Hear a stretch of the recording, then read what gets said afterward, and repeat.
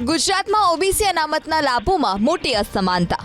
PM મોદીને પત્ર લખી આ દાવો કર્યો છે બનાસકાંઠાના સાંસદ ગેનીબેન ઠાકોરે। ગેનીબેન ઠાકોરના અનુસાર ઓબીસીમાં 146 જાતિઓનો સમાવેશ થાય છે અને 27% અનામત મળે છે।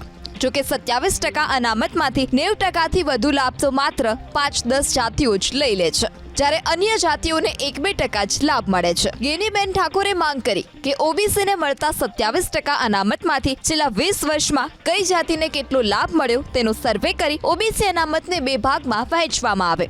જે જાતિઓને લાભ નથી મળ્યો તેને 27માંથી 20% અનામતનો લાભ આપવામાં આવે। જે જાતિઓને વધુ લાભ મળ્યો તેને 60% અનામતનો લાભ આપવામાં આવે। જે સમાજો વધુ હોય ઓબીસીમાં એને અનામત એવા 2 ભાગ નહીં, પણ પ્રથમ પ્રાયોરિટી એ જે વંચિત સમાજો છે એને સામાજિક રીતે, શૈક્ષણિક રીતે, રાજકીય રીતે અને આર્થિક રીતે આ સમાજોને લાભ મળવો જોઈએ। નંબર બીજો ધારો કે 146 જ્ઞાતિઓ છે, એમાં એની આર્થિક કોઈ પરિવારની સ્થિતિ સારી હોય, ભૂતકાળમાં એને ઓબીસીનો લાભ લીધો હોય, તો એ પરિવારોને બાદ કરતાં બીજા પરિવારોને એના સમાજમાં ભલે લાભ આપે, પણ જે વંચિત રહી ગયા છે એ પરિવારોને પ્રાયોરિટી આપે।